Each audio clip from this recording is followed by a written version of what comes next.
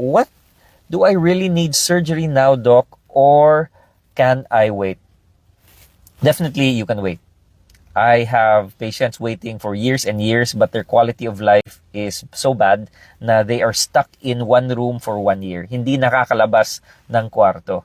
If you want to live a life like that, it is definitely your choice. But if you want quality of life, to get out, to dance again, to walk again, to travel again, then this is the time to act na po. Because no one is going to force you to have any surgery done. It is an elective procedure for majority of hip avascular necrosis or hip arthritis.